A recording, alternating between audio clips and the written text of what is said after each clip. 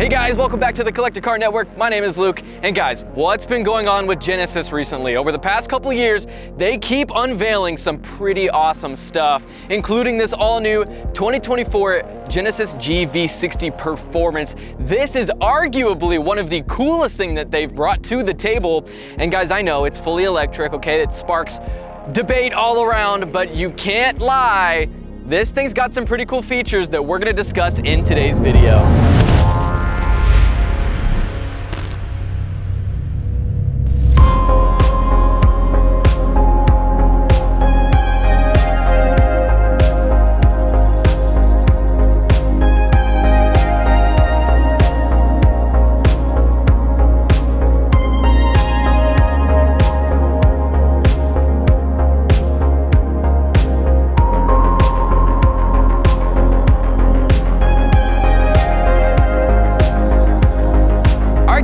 About this gorgeous exterior that you're seeing. Hanema Mint, a sparkly, bold, but not too bold color.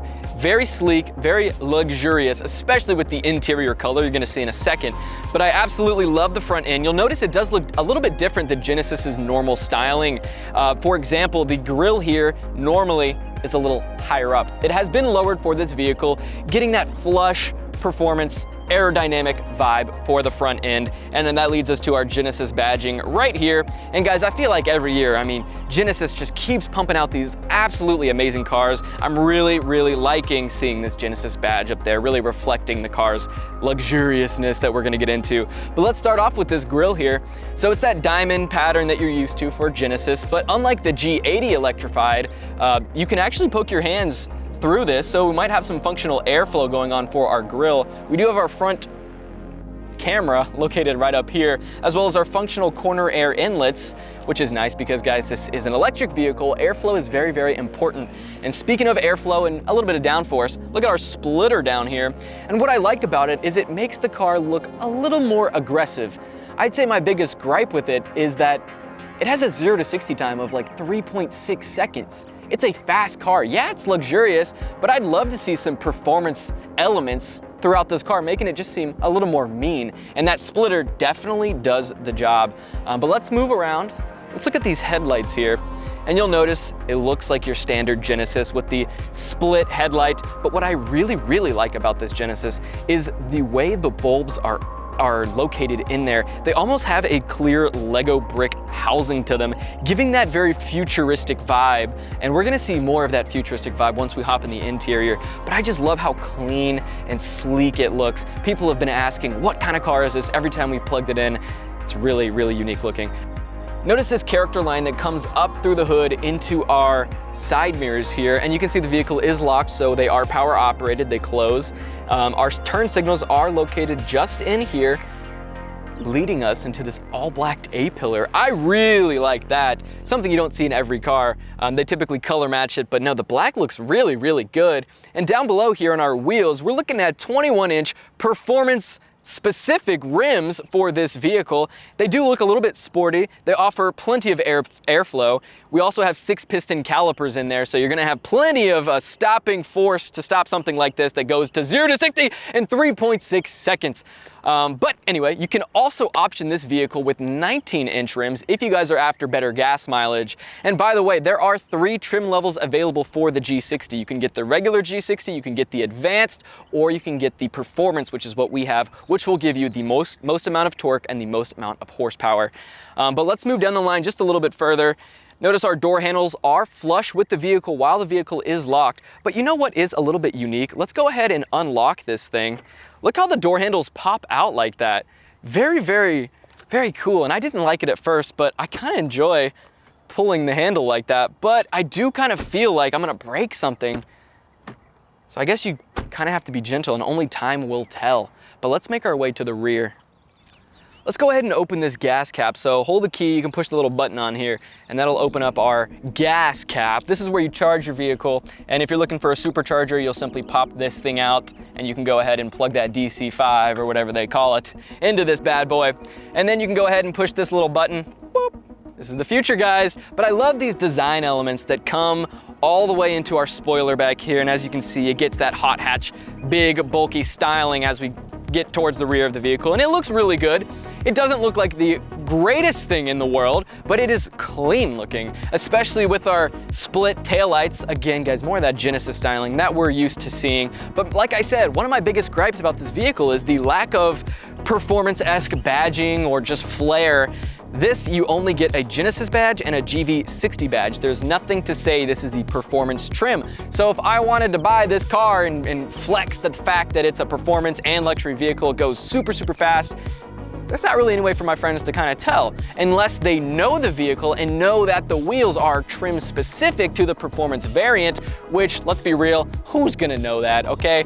So I would like to see maybe a performance badge on the side or an emblem or something, kind of like the Tesla Plaid has that little flag, and they also have the Plaid just embroidered on there. So, but that's okay. As we look down just a little bit further, you'll notice our parking sensors are abundant throughout. They're nice and hidden, matching this gray metallic finish. And as we get a little bit lower, I like what they did with our reverse lights here. So they are LED, but they look like they could be functional exhaust tips, but they're, again, it's an electric vehicle, so you're not gonna get any exhaust tips, but they're maintaining that classic vehicle look, you know? Looks really, really clean, great choice. Let's open this thing up. How much space are we rocking with? Well, let's see, let's push that button. It opens up. You're looking at 24 cubic feet of space. Let me give you guys a little bit of a better look here. Go ahead and fold those seats down at 60-40 split. You're looking at over 50 cubic feet of space. You do get a 12-volt AC outlet there. What I really like also, you guys saw, is this thing is very easy to use. So you can't really put a lot of stuff that weighs a lot on top of here because it's, as you can see, kind of flimsy. But I mean, it's great for hiding the stuff that you have to leave in your car if you're going to be gone and you have no other choice. Because what happens is, we'll close this up, and with that set up the way it is, no burglar can see your valuables inside the vehicle. Very, very nice. So that pretty much wraps up the exterior, guys. Let's go check out what's under the hood because it doesn't look like your average EV frunk. All right, guys, let's open her up. And that thing, man, that opens very easily. You'll look inside and you'll notice it doesn't look like your typical frunk area. No, this almost mimics an internal combustion engine. One may think that a 4-cylinder or maybe even a 6-cylinder could be inside here, but actually it's all for show because what's inside is 0.71 cubic feet of space. So let's be real, guys, you're not really gonna be throwing anything in here. Maybe a tool or two, and you get to hold it down with this strap right here. But realistically, kind of a gimmick, but it's cool that this car does feature that. Let's talk about horsepower. Let's get into the fun stuff. You're looking at 429 horsepower. Go ahead and push that boost button on your steering wheel. For 10 seconds, you're looking at 483 horsepower. Now, this thing gets 516 foot-pounds of torque all around. And guys, let's talk about range here. You're looking at 235 miles on a single charge, but go ahead and opt for the 19-inch rims. You're looking at 264 miles on a single charge. This thing is governed to 151 miles per hour. And let's talk MPGe. You're looking at 97 for the city, 82 for the highway, for a combined 90 MPGe. This thing charges from 10 to 80% in just 18 minutes, which is pretty good. But that is with a DC5 supercharger, which can be a little bit expensive, but we'll get into that kind of stuff in a little bit. So with that being said, guys, let's get into the fun stuff and hop in this thing and see what we're rocking. I want to show you guys two really cool features simply by using our little key fob here. So what we're going to do is we're going to lock the doors, and we're going to hold down our starter button. Now, once the car turns on, we have a little button here on the key, a forward arrow and a backwards arrow. Let's go ahead and push that forward button. Check this thing out.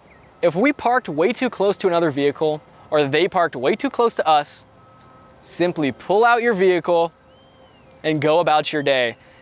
So when you let your finger off the trigger, it will stop the vehicle. Now let's throw this thing in reverse, Terry. So when you put it in reverse, you'll hear a chime. And I'll stop it in 3, 2, 1. Nice and easy. Now, let's go ahead and put this into off mode. The second feature I want to show you is the car's locked. We went grocery shopping, we got everything we needed. We're coming back to the car. I'm not going to do anything. All I'm gonna do is get close to the car, and as you can see, it unlocks for me. Very luxurious. And as you can see, our seat reclined to embrace my presence. Now, another cool thing, let's say this is a third cool thing, is you have a Face ID sensor. So if you don't have your key on you and you have your driver profile set up and mapped to your face, simply walk up to the car, let it scan your face, and the car will unlock for you.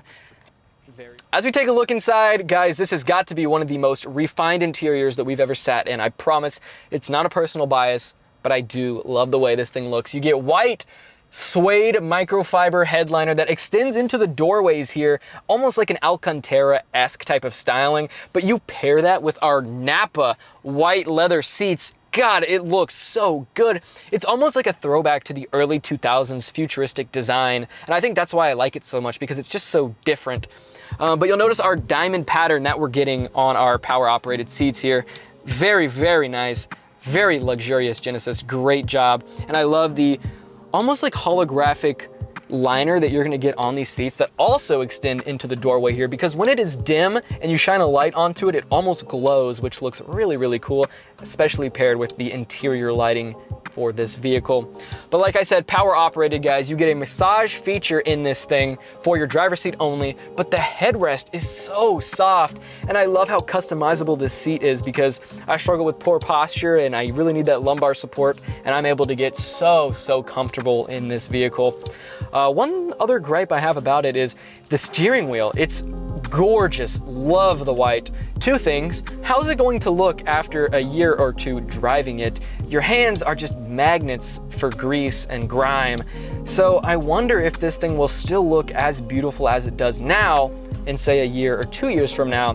My other thing being, I wish I was able to pull the steering wheel out more. It is electric operated, you can see this here, but this is the extent of the way it can pull out. Now, that means I have to push my seat just a little bit forward to be comfortable with my arms here, but that also means my legs will be hitting the dash here. So a little bit of a bummer, kind of weird.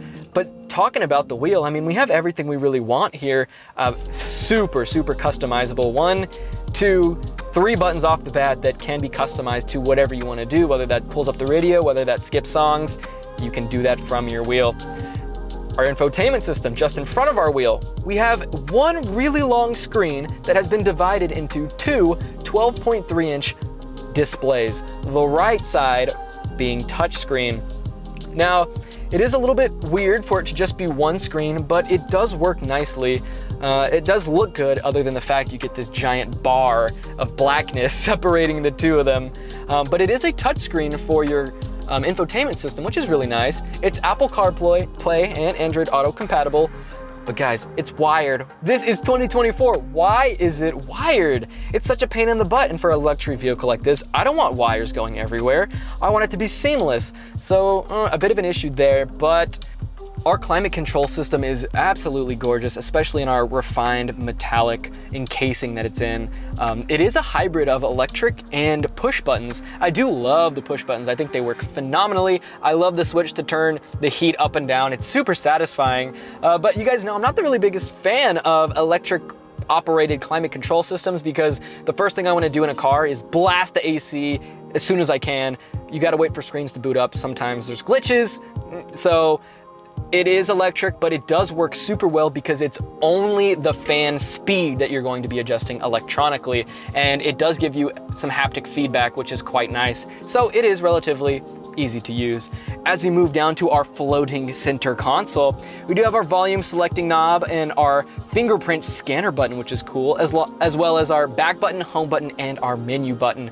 Now, to control our touchscreen here, we can touch it obviously, but we can use this little joystick here, which is way easier to use in my opinion, and we can even take that one step further and use the top of that joystick as a little touchscreen. In my opinion, I found it to be a little bit gimmicky and doesn't work the best. It's cool that it's there and they give you 3 ways of navigating your infotainment system, but I would just twist my hand and use it normally as a joystick.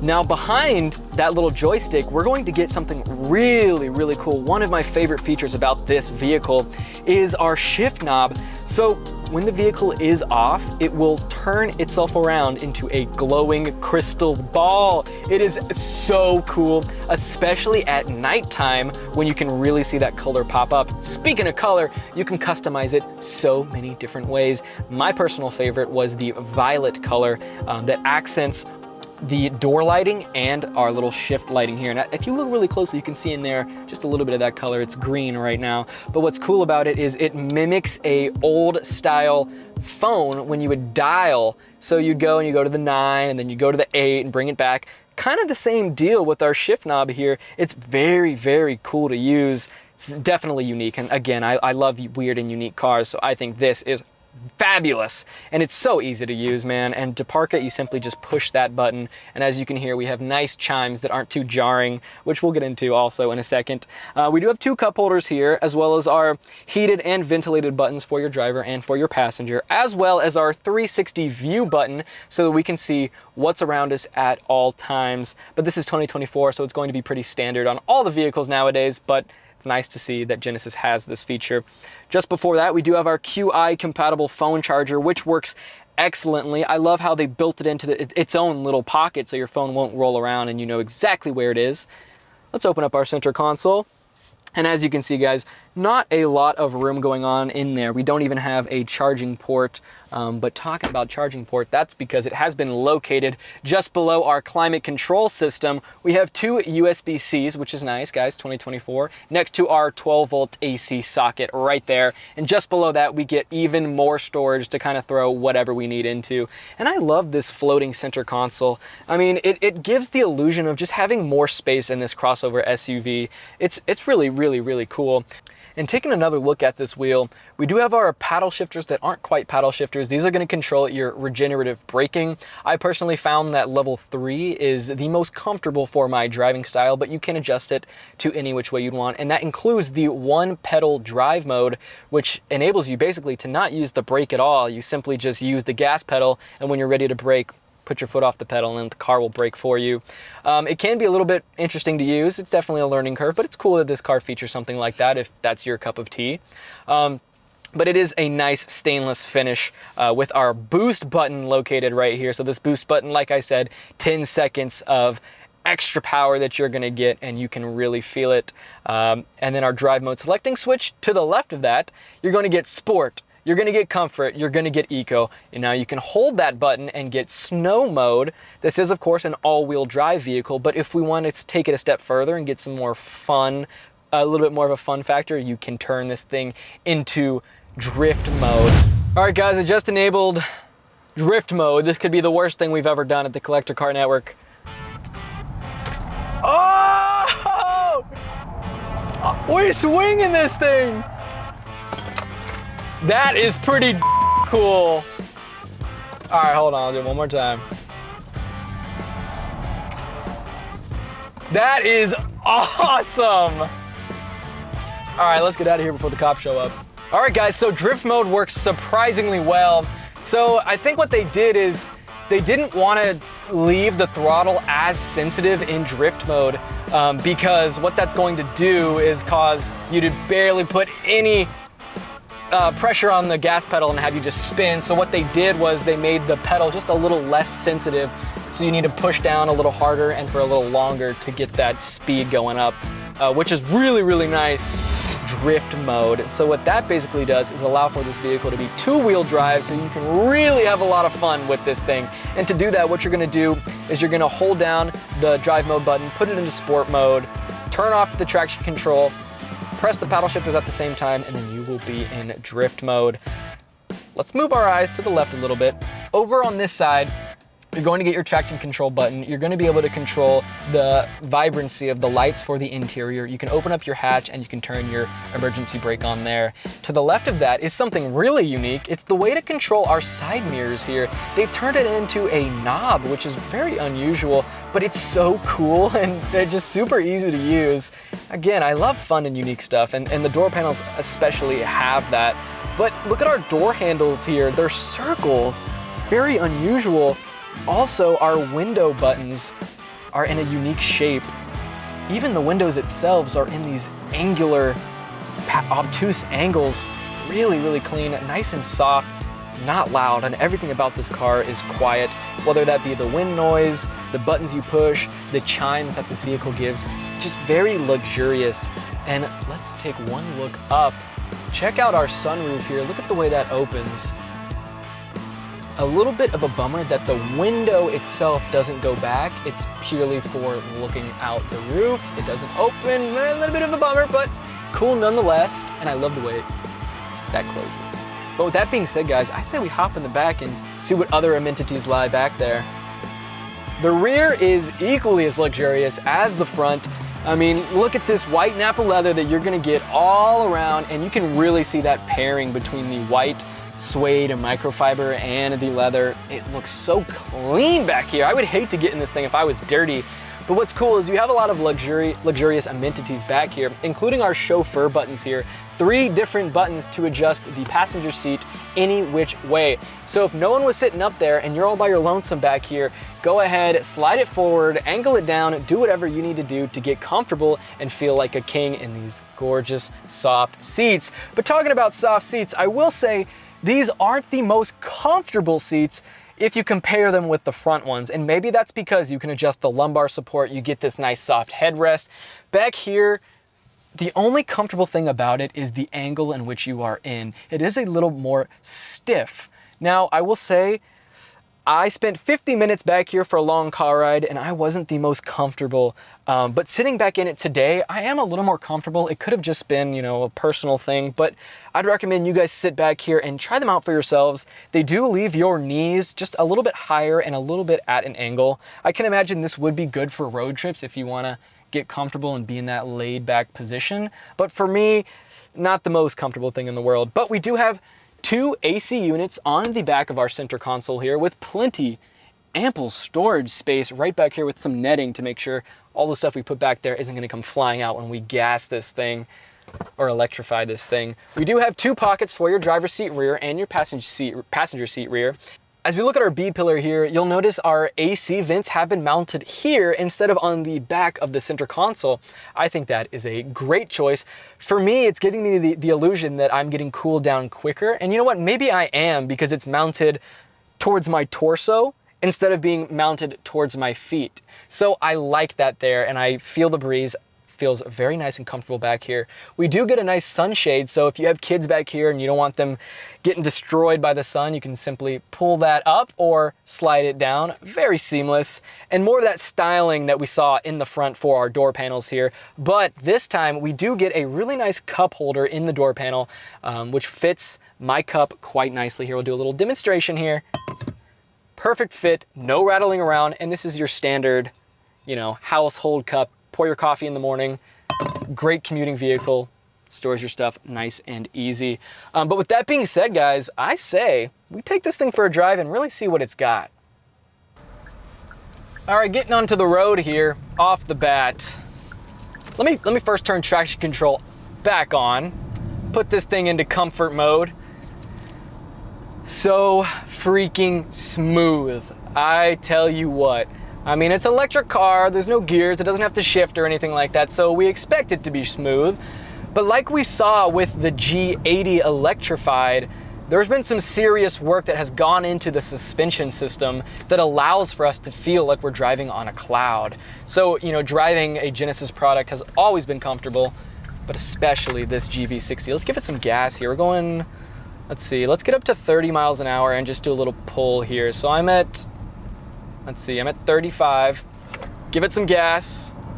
60 miles an hour so quickly, and that's that 516 foot-pounds of torque you're getting with this thing. That wasn't even with the boost mode. So let's go a little bit lower here. I want to push that boost button, so we're going 35 now, and I want 10 seconds of power. There's a person in front of me going so slow, so let's say I want to pass them. So 35, pushing the boost button. Holy smokes, 60 miles an hour, 70 miles an hour. This is unbelievably fast. It's just such a blast to drive. So obviously, guys, you know, they market it, the electric car, 0 to 60, 3.6 seconds, you know, super, super fast. It's more so of a marketing thing. You're gonna get in the car, you're gonna love it at the dealership, that power's going to be there, but I will tell you, you will get used to that power, and that novelty will kind of wear off. It does come in handy when you're making lane changes. It does making driving this really easy, but that thrill that you get off the bat does unfortunately go away, but still really, really fun, and definitely has all the get up and go that we could want in a vehicle. But talking about just the way it behaves and the way it drives, it's really responsive. So obviously in sport mode, we're going to have a stiffer wheel, but in comfort mode, it's the perfect balance of stiffness and softness, whatever you want to call it. And just, I don't know if you guys can hear the noise that my side mirrors, or not my side mirrors, my turn signals are making. It's just so quiet. It's so refined and elegant. I really love it. And I mean, keeping up with highway driving is so seamless and easy. Like gassing it at 70 miles an hour, we're already at 95 miles an hour. And the wind noise isn't too terrible. I'd probably rank it 8 out of 10, 10 being absolutely no wind noise. But you really only hear that wind noise at 90 miles an hour. Very easy to drive. And I like the way that our turn signals show up a little screen on our tachometer screen that shows the camera. So our blind spot is covered. We don't have to worry about looking over our B-pillars and, looking around. Very easy to use here. And what's also easy to use is our heads-up display that we get for this vehicle. So I don't have to spend my time, looking down. It's nice to just see how fast I'm going and to see who's in my blind spot, because on the heads-up display, not only does it tell you the speed in which you're going, but it shows you like a visual representation of the road. So if there's a car in your blind spot behind you on your left side, at the bottom of your heads-up display, a little red icon will be glowing, and that's the same for your passenger side. That passenger side will be glowing as well. Really, really cool stuff. And I mean, this thing is just so cool. It's so smooth. I like how this vehicle, it tells me a lot of stuff that I didn't even think I wanted to know. For example, if there is a traffic light in front of me that has one of those cameras on it for speeding, the car, without you having to do anything, will let you know. It will verbally tell you, traffic camera ahead, and it will chime as soon as you get up to it to remind you. Really, really cool stuff. And I like, again, the noises that it makes. It's just so soft and subtle. I like how when you get into the driver's seat, the seatbelt will pull you tight. The seats will push you forward and push you back, getting out and getting in. And another feature that's cool is if you're in standstill traffic and say you're doing something or you're distracted, when the vehicle in front of you pulls away, the car will chime and let you know that that vehicle is pulling away to get your attention back on the road. Really cool features abundant throughout. Another thing I want to mention, the crack of death. Let me tell you, you ever put your phone on your lap and then go around a turn and then have your phone fall down in between the seat and the center console? I call that the crack of death. And let me tell you, unfortunately, it's very, very annoying in this vehicle particularly. I guess the gap is it's a pretty big gap, and when my phone goes down there, I can't reach my hand down there to grab it, so I'm having to reach around or wait to stop the vehicle and go and grab it, but it's just very annoying. So if you get a vehicle like this, you might want to get one of those phone chargers that you can suction onto your dashboard or your center console, something. Whatever you do, just be aware. Oh, did you hear that? So the car just let me know the traffic camera is up ahead. But yeah, like I was saying, guys, definitely get a phone charger because you don't want to be, or a phone mount because you don't want to be dropping your phone down this crack of death. The seats, the ventilation, absolutely insane. Iceberg level, I'm talking cooling effect. In my Scat Pack, had ventilated as an option. That sucked. I'll just say off the bat, it was a poor system. I don't know if that was just the HVAC in the Challengers for 2016, but nothing comes close in comparison to the cooling effect you're gonna get with the seat. And that maintains true for the heated function. It gets really nice and hot. The last thing I want to mention for the driving section of this video are the drive modes. So, Eco mode, it feels a little sluggish, but that's because the gas pedal, you're gonna need to be applying a little more force to it. It makes it just a little bit less sensitive, like we saw in the whatchamacallit, the drift mode. It's still easy to drive. We're gonna get way more range with it, a better range, but it's not really my cup of tea. I guess it's because I'm young, I like to go fast. I like driving this thing in sport mode, but even comfort mode is really where it shines. So smooth, the engine braking is there. Put it into sport mode though, I tell you, this thing goes, man. It's so responsive. The gas pedal gets very, very sensitive and just makes driving this thing so much fun. I really wish it had a longer range than 235 miles. I mean, you could opt for the 19-inch rims, but I love the way the 21s look, you know? So commuting long distances in something like this isn't really an option unless you have that stage 2 charger at home where you can plug it in and ensure it's fully charged by the time you wake up in the morning. But this really shines in city driving or just short commutes overall.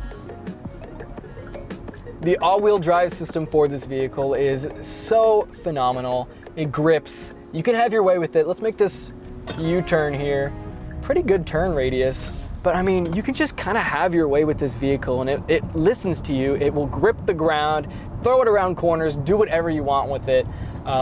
It is grippy, but I will say sometimes you can hear those tires slipping a little bit, but my traction control lights have never popped on, never been a cause for concern or anything like that. It maintains, you know, a drivable experience.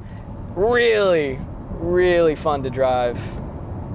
But I want to test the 0 to 60 on this thing, so we're going to launch it up this on-ramp here.